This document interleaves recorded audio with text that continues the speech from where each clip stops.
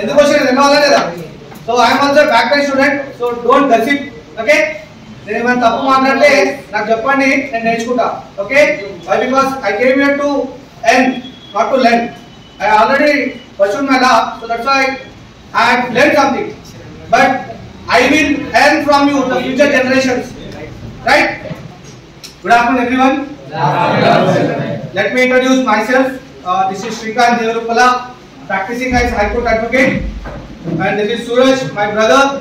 He is also practicing as High Court advocate, and this Durga Prasad is pursuing law, and this Arshad Abdul is also pursuing law. Okay, we are from law fraternity. So why we choose your college? Did anyone tell me? You don't know. So what is this auspicious day? Constitution Day, right? So 26th November is a Constitution Day. Me andar telsa? Are you aware of the Constitution? Are you aware of Constitution Day? Can I brief you in 5 minutes? Okay. Let's talk about our Constitution. So స్వాతంత్రానికి స్వరాజ్యానికి తేడా ఏంటండి? Independence కి republic తేడా ఏంటి? Independence అంటే మనం పోరాడి సాధించింది, రైట్? బ్రిటిష్ వారిని 200 ఏళ్ళ ఏదైతే బానిసత్వం బతుకున్నదో దాని నుంచి విముక్తి కావాలి, మా దేశాన్ని విడిచి మీరు వెళ్ళిపోండి, మేము ఆ దేశాన్ని స్వతంత్రంగా పాలించుకుంటాము అనేది స్వతంత్రం కోసం పోరాటం చేశాం. కానీ స్వరాజ్యం అంటే మన దేశంలో, స్వతంత్రం వచ్చిన దేశంలో మనము పరిపాలించుకోవడం, మన ప్రజానికాన్ని మనకు అనుగుణంగా కొన్ని రూల్స్ అండ్ రెగ్యులేషన్స్ పెట్టుకొని స్వరాజ్యంగా పాలించుకోవడం, right? We call it as republic, అవునా? So we celebrate republic day on January 26, right? Right. మన స్వతంత్రం ఎప్పుడు వచ్చింది? August 15, 1947. We got independence on 1947, August 15, right? But why we celebrate Republic Day on 1950, Jan 26? Why it take 2.5 years to celebrate the Republic Day? Yes. Okay. Constitution they implement చేయాలి. కానీ constitution రాసింది ఎవరు, ఎందుకు రాశారు తెలుసా? డాక్టర్ బిఆర్ అంబేద్కర్ తెలుసు, drafting committee chairman. కేకే మున్షి తెలుసా మీకు? కేకే మున్షి, కృష్ణస్వామి అయ్యర్, ఓకే, బిఎన్ రావు, శ్యామా ప్రసాద్ ముఖర్జీ, మౌలానా అబ్దుల్ కలాం ఆజాద్. ఓకే, మన కాన్స్టిట్యూషన్ ఏర్పరచుకోవడానికి ఒక కమిటీ వేసింది. అప్పుడు బ్రిటిష్ ప్రావిలెన్స్ లో ఉన్నటువంటి ఏదైతే రిప్రజెంట్ చేస్తున్నారో 398 మెంబర్స్ కి ఒక బాడీగా వేసి దాంట్లో ఉన్నటువంటి ప్రముఖులని, those who are representing the state or in the higher level, వాళ్ళందరితో కలిపి ఒక బాడీ ఫామ్ చేయడం జరిగింది. సో వాళ్ళందరూ కూడా అన్ని దేశాలని తిరిగి అధ్యయనం చేసి under the leadership of doctor B R Ambedkar, who pursued a lot of degrees, right? So the intellectual fraternity and those who pursued law, most of the constitutional ఎవరైతే చేశారో constitution body, they are belonging to law family. Why? Because ఒక constitution తయారు చేయాలంటే లా తెలిసిన వాళ్ళు ఉండాలి. బయట దేశాలకు వెళ్తున్నప్పుడు దాన్ని అధ్యయనం చేసి ఒక గొప్ప రాజ్యాంగాన్ని మనకి ఇవ్వాలి కదా. సో ఆ బాడీ అంతా కూడా సుమారుగా it takes 3 years, 2 years, 11 months, 18 days. So వాళ్ళంతా పరిశోధన చేసి ఐర్లాండ్, యూకే కావచ్చు, యుఎస్ఏ కావచ్చు, సౌత్ ఆఫ్రికా కావచ్చు, అక్కడ ఏదైతే ప్రజాస్వామ్యబద్ధంగా డెమోక్రటిక్ గా మన దేశానికి ఉపయోగపడతాయి, మన దేశం మూలాలకు ఉపయోగపడతాయి అనే ఉద్దేశంతో అధ్యయనం చేసి రాజ్యాంగాన్ని నవంబర్ 26, 1949 లో అమల్లో తీసుకురావడం జరిగింది. That's why we are celebrating constitution day. ఇది మనకు తెలిసింది, అవునా? సో కాన్స్టిట్యూషన్ రాసినప్పుడు ఎన్ని అధ్యాయాలు ఉన్నాయి, ఎన్ని షెడ్యూల్ ఉన్నాయి, ఎన్ని పార్ట్లలో విభజించారు తెలుసా? 398 articles, 22 parts and 12 schedules. And after 100 amendments, ఇప్పుడు ప్రస్తుతానికి 448 ఆర్టికల్స్, 25 పార్ట్స్ and 12 షెడ్యూల్స్ గా ఈ రోజు మనకున్న రాజ్యాంగం అమల్లో ఉంది. ఇంకోటి మీకు గొప్ప విషయం తెలుసా? రాజ్యాంగం ఇది రాజ్యాంగం. That's why I bought the constitution to you. Constitution ఏంటది చెప్పండి? What is this man? Constitution of India. What? ఇండియాది భారత రాజ్యాంగం. ఇది భారత రాజ్యాంగ దినోత్సవాన్ని సెలబ్రేట్ చేసుకుంటున్నాం. సో ఒక గొప్ప విషయం ఏంటంటే ఈ రాజ్యాంగాన్ని ప్రింట్ చేయలేదు.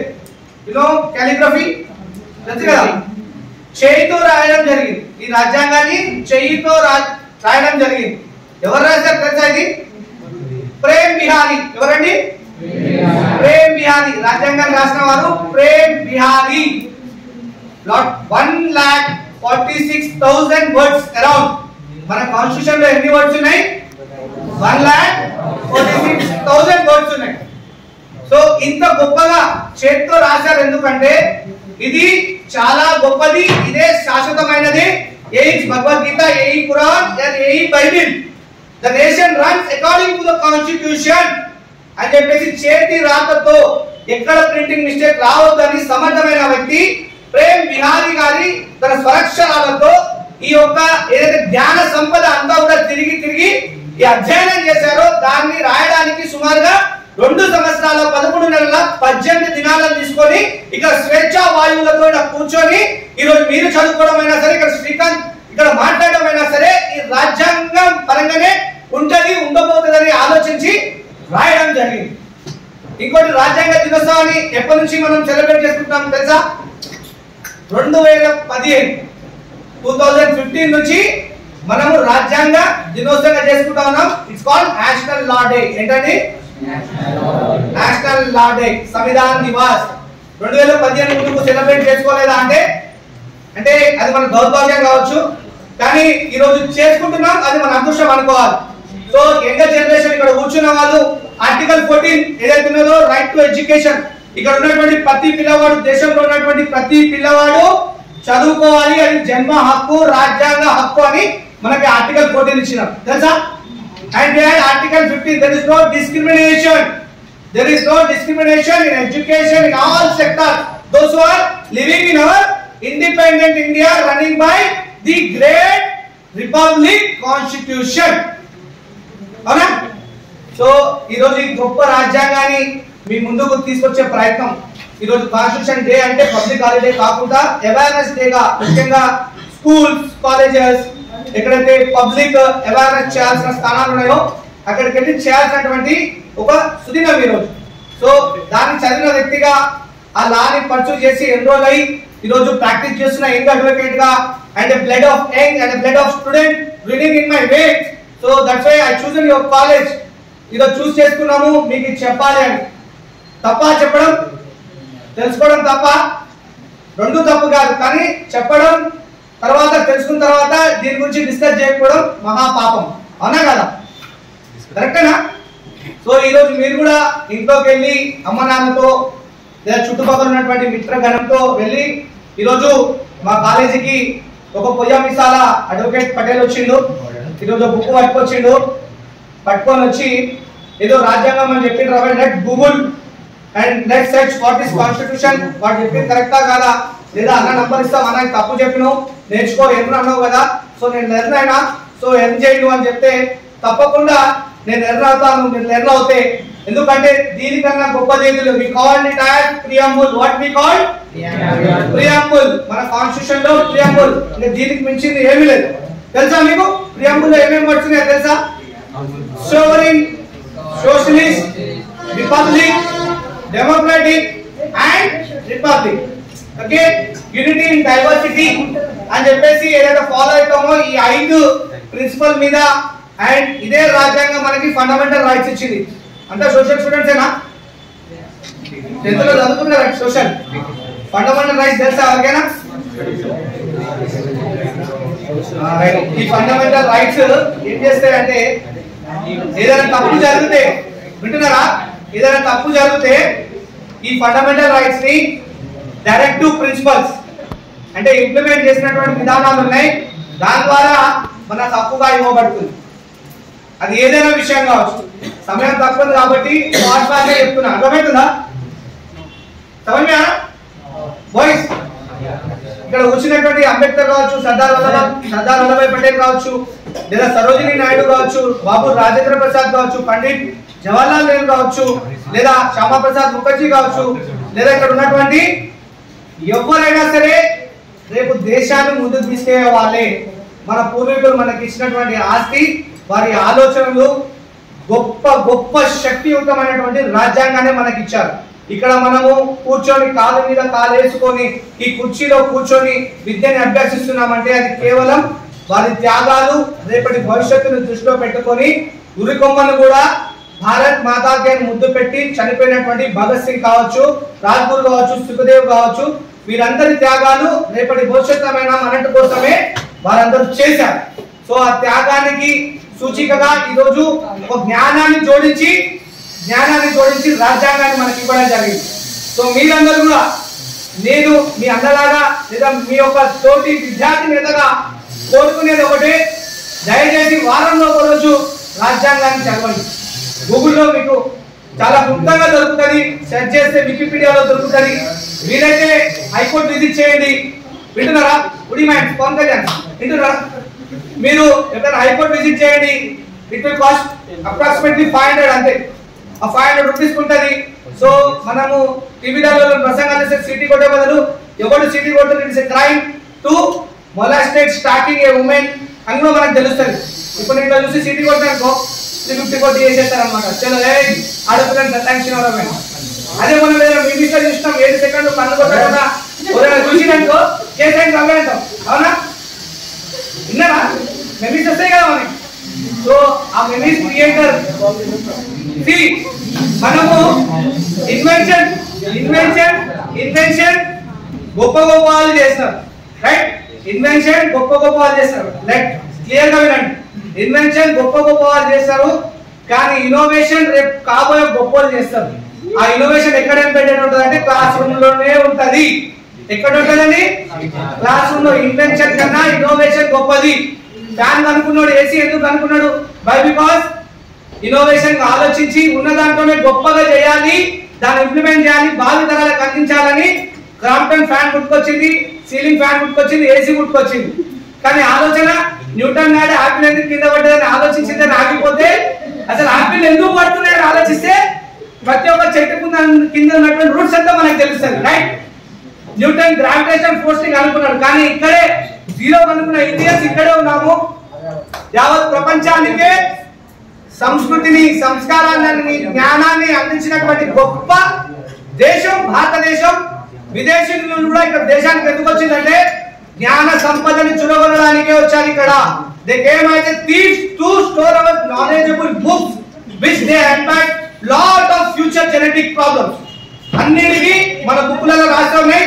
దానికి తగ్గట్టు పూర్వీకులు ఇచ్చినటువంటి భగవద్గీత, ఖురాన్, బైబుల్ అన్నట్టుగా ఈ రోజు ఇదే కాన్స్టిట్యూషన్ లో మనం జీవించి ముందుకు పోవడానికి కాన్స్టిట్యూషన్ ఉన్నది. సో మీరందరూ కూడా కాన్స్టిట్యూషన్ డే రోజు వెళ్ళి సాయంత్రం మీ बुड्ढा फोल्डर लो వెళ్ళి आप लोग सबसे ने जाके सर्च करे तो हम लोग बहुत खुशी होते.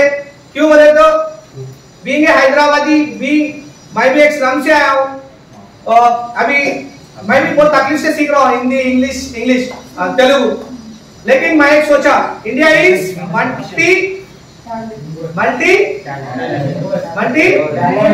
multi linguistic nation, right? So I am also trying as a mixture, the mixture of Hindi, English, Telugu. Being a Hyderabadi, I am converting and conversing with you in a MNC model, right?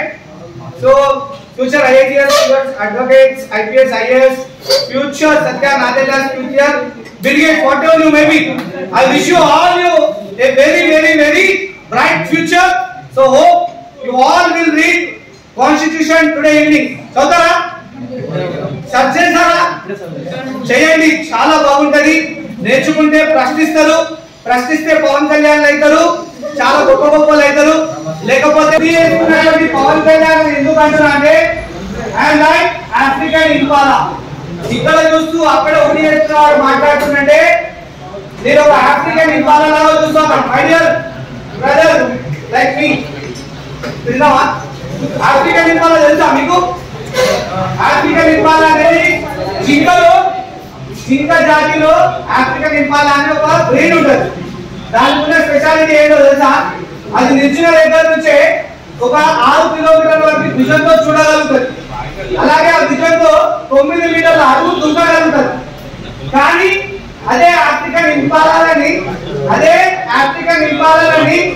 Surrounded by a boundaries ఒక దొడ్డిలో వేసేస్తాం అనుకో ఏమైతుంది అది దుంగదు దుంగదు ఎందుకు దుంగదు మామూలుగా 6 కిలోమీటర్లు చూసేటువంటి ఆఫ్రికన్ ఇంపాలా 9 మీటర్లు దుంగగలుగుతుంది కానీ ఒక చిట్టి ఇక్కడే బౌండరీస్ లో ఆ దీన్ని వేసి ఆఫ్రికన్ ఇంపాలా వేస్తే ఆ దుంగలేగా పోతుంది 9 మీటర్లు దుంకినటువంటి హుసేన్ బోల్ట్ లాంటి ఆ ఆఫ్రికన్ ఇంపాలా అది దుంగకుండా కూర్చుండిపోతుంది ఎందుకు తెలుసా why because the African impala lost the vision చూడడం అనేది అక్కడికి ఆగిపోతుంది ఈ క్లాస్ రూమ్ లో ఎట్లయితే ఇటే ఆగిపోతుంది మీ కంటి చూపు 6 కిలోమీటర్లు చూసేటువంటి ఆఫ్రికన్ ఇంపాలా 9 మీటర్లు దుంకుతుంది కానీ ఈ 4 గోడల మధ్య వేసేస్తే దాని విజన్ లాస్ అయి అది దుంకడం మర్చిపోతుంది కాబట్టి ఉండి చేస్తున్న పవన్ కళ్యాణ్ చూసినటువంటి సాంఘ్యం అయితే అందరూ ఆలోచించండి గొప్పగా ఆలోచించండి గొప్పగా జై భారత్ మాతా కీ